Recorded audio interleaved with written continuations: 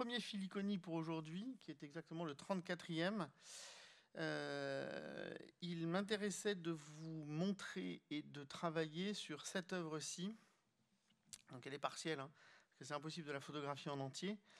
Qui est une œuvre qui a été réalisée très exactement entre 1375 et 1378 par un artiste italien qui s'appelle Giusto de Menabuoi, qui est né, lui, en 1330 et qui est mort aux alentours de 1390.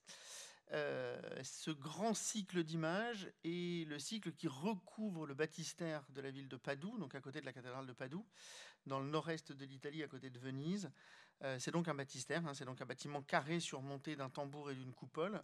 La totalité des fresques et des murs sont recouverts de peintures de Giusto da Menabuoi. Le bâtiment a été construit au XIIe siècle pour être un baptistère. Il a été transformé au XIIIe pour être un endroit qui accueillait les tombes du gouverneur de la ville ou du prince de la ville. Et puis ensuite, il a été retransformé à partir de 1405 exclusivement en baptistère avec les fresques de Menabuoi. Les fresques de Menabuoi viennent de subir un grand cycle de restauration. Donc elles sont, les photos que vous voyez, c'est les photos que j'ai faites récemment puisque j'y suis retourné. Les couleurs sont donc en l'état, donc tout a été restauré et tout est à peu près en l'état tel que vous voyez. Donc moi je vais essayer de vous décrire comment fonctionne cet objet pour essayer de comprendre la structure, comment au XIVe siècle on peut fabriquer un cycle d'images et pourquoi on fabrique un cycle d'images. Et puis je m'arrêterai sur un détail. Je travaillerai un peu plus précisément sur un détail. Donc ce que vous voyez ici, c'est une vue qui est faite donc, de ce qu'on appelle la coupole au centre. Autour, vous avez ce qu'on appelle le tambour. Et puis ensuite, vous avez le reste du bâtiment dont on parlera après. La coupole est constituée, donc c'est assez simple. Hein, vous avez au centre un Christ Pantocrator, qui est un Christ en gloire, qui contient une tablette sur laquelle est écrit la lettre alpha et la lettre oméga. Donc il est à la fois un Christ en puissance et un Christ rédempteur. Il est entouré dans un premier cercle de ce qu'on appelle les anges, puis dans un second grand cercle qui tourne tout autour en fait de la Vierge Marie, qui est donc ici, elle, dans une mandorle. Vous avez dans le second grand cercle, vous avez ce qu'on appelle le cercle des bienheureux, des bienheureuses, des saintes et des saintes. Alors on peut les reconnaître, hein, bon, c'est pas notre travail aujourd'hui, mais on peut reconnaître tout ce qu'il y a autour, etc. Et donc vous avez un objet particulièrement étrange, puisque vous avez une sorte d'objet assez hallucinant, une sorte d'immense œil couvert de ces personnages auréolés autour de la Vierge en gloire et du Christ en gloire. Donc ça, c'est ce qui constitue la coupole, qui est extrêmement impressionnante. Enfin, coupole à fond d'or, évidemment. Et donc tout ce qui est autour, c'est ce qu'on appelle évidemment le tambour. Et sur ce tambour, vous avez la représentation de la Genèse. Donc vous avez dans l'ordre, je peux vous les citer si vous voulez, mais à partir de là, au centre, vous avez la création du monde ici. Dieu qui crée le monde. Le monde est entouré des signes du zodiaque. Et puis à partir de la droite, commence la création d'Adam et Ève.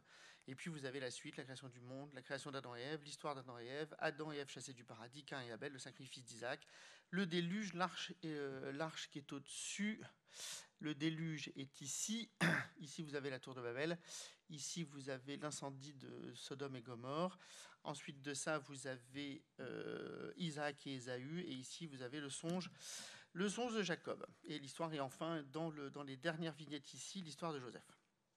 Bon, ça c'est la structure donc centrale. Et vous avez sur les pendentifs, alors je suis désolé, ma photo vaut ce qu'elle vaut, mais il en manque un pendentif, j'ai pas réussi à prendre les 4.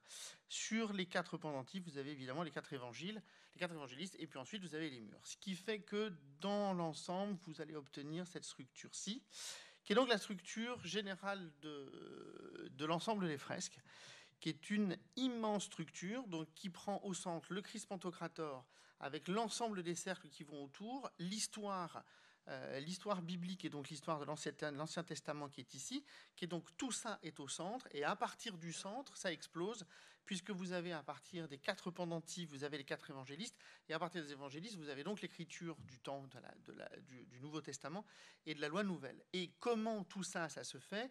Eh bien, ça va se faire avec un cycle qui va se faire à la fois dans ce sens-là, c'est-à-dire depuis la vie de Jean-Baptiste, la première vie du Christ, la deuxième vie du Christ. Je me suis trompé dans les numéros, mais c'est pas grave. Vous avez 2 murs qui représentent la vie du Christ, et enfin, vous finirez avec la crucifixion et l'Apocalypse. tout passe évidemment par Saint Jean-Baptiste, puisque c'est Saint Jean-Baptiste qui est le dernier prophète et qui est Saint Jean-Baptiste qui va ouvrir à la loi nouvelle et qui va faire passer le Christ dans la possibilité évidemment du temps de la Christologie et du temps nouveau. Donc vous avez une lecture qui est le tambour et la coupole, qui est entièrement concentré sur le Christ Pantocrator et la figure de la gloire du paradis. Et ensuite de ça, à partir de ça, vous avez l'image de ce qui va se passer pour l'humanité.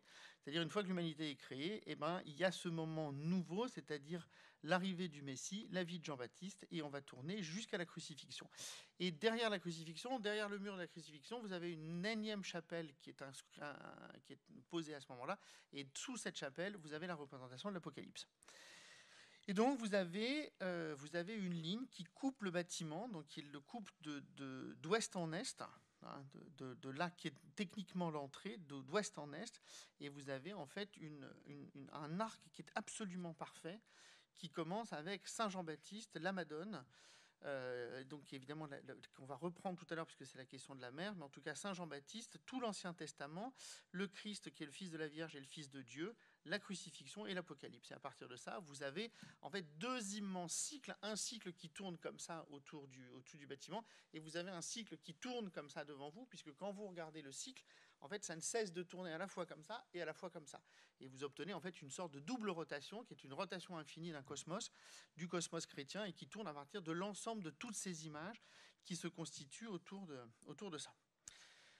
Et donc évidemment avec au centre le Christ Rédempteur, puisque c'est le Christ Rédempteur qui produit cette rédemption et qui produit cette double image, à la fois le cercle infini du paradis et à la fois ce temps cyclique qui est celui évidemment du temps messianique. Donc, une fois qu'on a compris comment ça fonctionne, moi je vous montre juste un des murs. Ça c'est le mur nord, c'est un des murs qui représente la vie du Christ. Bon, j'ai pas le temps de m'arrêter autour de là, mais vous avez 9 représentations de la vie du Christ. Vous avez évidemment en haut la naissance, la présentation au temple, la circoncision, la vocation de Simon, la vocation de Paul, la vocation de Pierre, pardon. Non, la vocation de Matthieu, je suis désolé, la vocation de Matthieu, le dîner à Cana, l'agonie au Mont des Oliviers, cette scène absolument extraordinaire qui est le baiser de Judas, et évidemment la présentation devant les grands prêtres.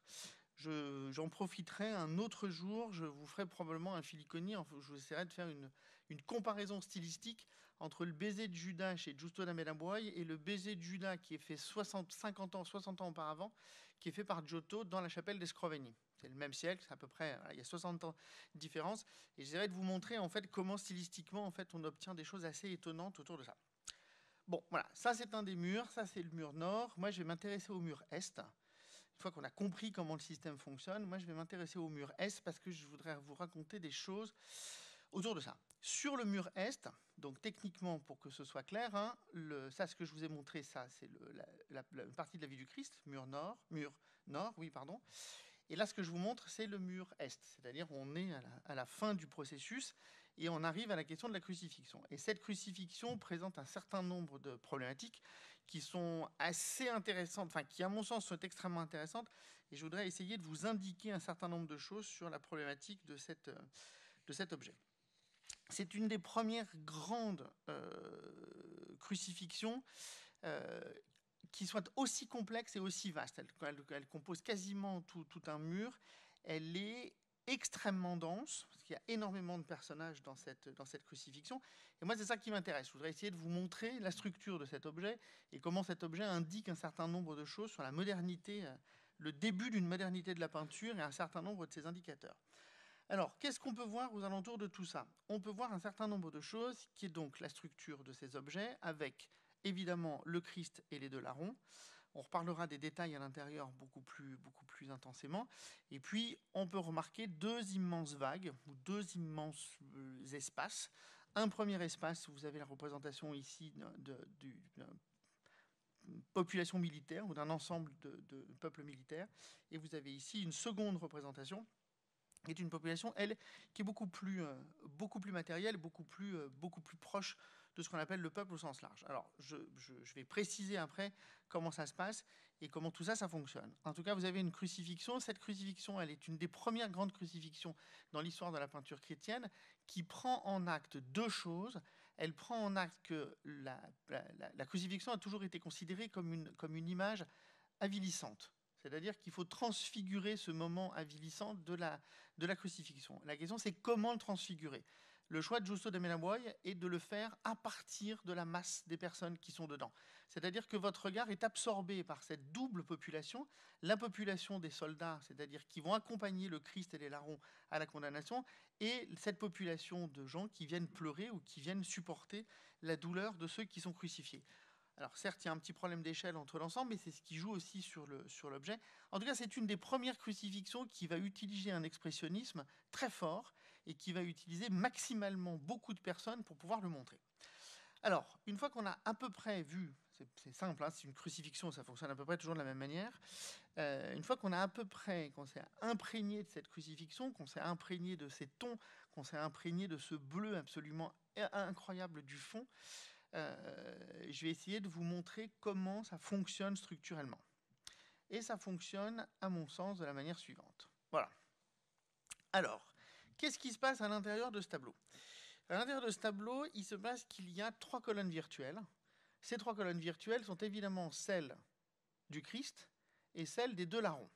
C'est ces 3 colonnes qu'on voit à ces 3 endroits. Ça structure le tableau de manière extrêmement verticale.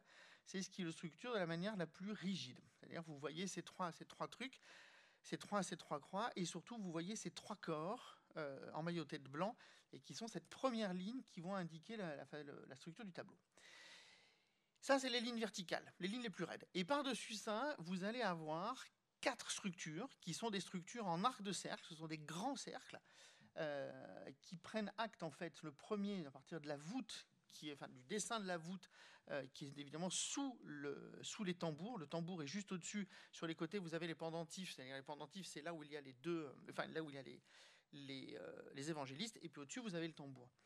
Et donc la voûte qui est peinte ici, donc c'est cette voûte qui va servir en fait de modèle pour structurer en fait une sorte d'onde qui va se faire entre 4 à 4 niveaux. Donc le premier, c'est celui de la voûte. Le deuxième, c'est celui qui est fait à partir des 3 visages des suppliciés, celui du Christ et celui des 2 larrons. Et les deux autres sont faits d'une manière assez différente. Le premier, il est fait à partir de la population, qui est la première population que vous voyez avec la ligne d'horizon, qui est en fait une ligne courbe qui suit en fait ici le tracé des casques. Et là, c'est pareil, ça suit le tracé des visages. Et donc, vous avez 3 niveaux. Vous avez 3 niveaux de cercle. Le cercle du paradis, ou le cercle de l'absolu céleste, le cercle de la douleur, ou le cercle de la crucifixion qui va ouvrir à la possibilité à la fois de la rédemption et la possibilité de la christologie, le cercle de ceux qui vont condamner le Christ, donc le cercle de la condamnation, de cette humanité de la condamnation, et le cercle d'un espace matériel ou d'une population matérielle, d'une humanité matérielle, qui elle est constituée, c'est systématiquement pareil, hein. Vous avez ici évidemment le groupe des 4 Maries, et ici vous avez Saint Jean qui est là, et donc l'arcature suit évidemment les auréoles des personnages, et puis vous avez quelques petites scènes. Ici vous avez une scène de genre, de soldats qui jouent au dé, et là aussi vous avez probablement une scène de genre de soldats qui discutent, c'est-à-dire une inscription à cet endroit-là de quelque chose qui relève d'un affairement de la vie, plutôt que là où on est dans un affairement du politique. Et puis, vous avez 2 autres objets, 3 autres structures qui sont, à mon sens, ultra fondamentales. Vous avez la structure du haut, qui est le cercle, qui est donc constitué par ces 6 archanges, ces 6 anges qui tournent autour du Christ, qui vont lui fabriquer une sorte d'auréole de gloire. Le Saint-Esprit qui est ici.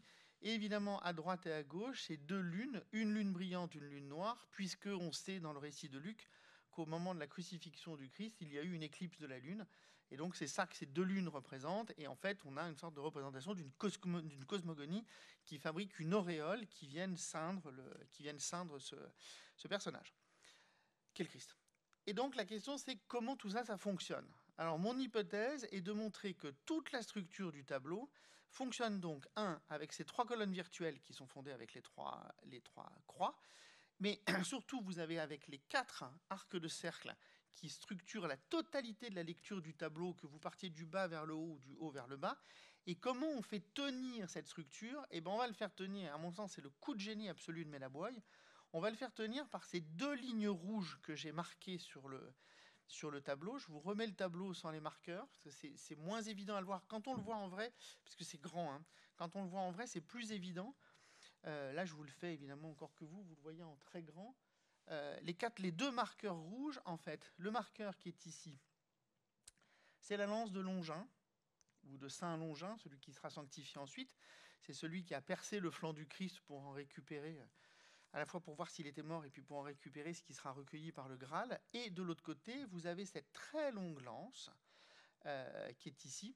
Et cette lance, elle tient au bout la fameuse éponge.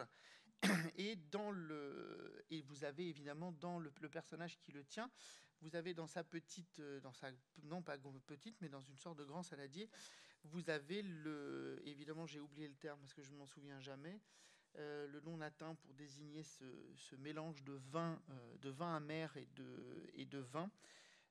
Ça va me revenir, et je le retrouve dans mes notes, mais je me souviens plus comment ça s'appelle. Mais bon, je le retrouverai, c'est pas très grave. La posca, voilà. La posca. Et donc, c'est ce truc qui est offert au Christ en geste de charité. La posca, qui est ce vin amer dilué au vinaigre et à l'eau, qui est une boisson extrêmement désaltérante, qui est une boisson très populaire, est une boisson qui était utilisée par les soldats. C'est-à-dire c'est un soldat qui donne une partie de ce qu'il a au bout de l'éponge pour hydrater le Christ. Et donc, ces 2 gestes qui sont à la fois 2 gestes de charité et 2 gestes qui vont affirmer la mort du Christ, en fait, ces 2 gestes, l'un tient cette voûte qui est ici, l'autre tient évidemment le cercle qui est au-dessus. Et donc, tout le tableau fonctionne avec donc ça passe même sur les deux cercles négatifs qui sont là en rouge et qui dessinent aussi l'inversion en fait des processus de la peinture. Donc, toute la peinture tient avec ces deux structures, avec ces 2 gestes, et c'est eux qui vont tenir virtuellement toutes ces couches en fait qui vous permettent la lecture, qui permettent une lecture dynamique de l'objet et qui vous permettent une lecture évidemment théologique de la structure. C'est-à-dire qu'à la fois vous avez un mouvement de personnage qui se déploie dans la peinture et de l'autre côté, vous avez évidemment une lecture qui est une lecture théologique puisque vous passez d'une humanité matérielle à une glorification du Messie qui absorbe dans son processus de crucifixion, qui absorbe le malheur de l'humanité matérielle. Et puis, donc, une fois qu'on a compris ça, vous repérez à l'intérieur de cet objet la liste de tous les objets qui constituent la structure fondatrice d'une crucifixion, qui sont évidemment les 2 lances, celle qui perce le flanc, celle qui tient l'éponge, et tous les objets qui vont s'y ajouter, c'est-à-dire les 3 croix, évidemment le panneau au-dessus qui indique les 4 lettres INRI qui sont fondatrices de la crucifixion et de la christologie, le marteau qui est tenu ici par ce personnage qui est ici, l'échelle qui permettra évidemment la descente, qui est celle qui permet la crucifixion, mais qui permettra évidemment la descente, les clous, les lances, les éponges, évidemment le soleil et la lune qui représentent l'éclipse, et puis bien sûr les anges qui constituent l'objet. Et donc à partir de ça, vous avez, à mon sens, une œuvre qui est assez emblématique du Moyen-Âge international, on va dire, de cette période du XIVe siècle, de cette immense peinture qui est à la jonction en fait entre l'image qui est encore une image médiévale et puis une première expérience qui est une expérience expressive de la représentation. Et donc ce conjoint à la fois une image d'une humanité matérielle qui accompagne le geste d'un supplicié ou le geste d'une souffrance, et de l'autre côté, vous avez la possibilité d'une lecture parfaitement théologique et parfaitement mystique du même récit. Et donc se composent à l'intérieur de cette image les 2 à partir de cette structure qui me semble être assez magiquement produite par Giusto da Menobuoi, par ces 2 lances en fait qui permettent la construction en étage de la structure de cette fresque absolument remarquable. Et j'insiste encore une dernière fois sur la puissance des couleurs et l'intensité incroyable des couleurs et l'intensité des personnages. Il y a une densité chez Menobuoi qui est absolument incroyable.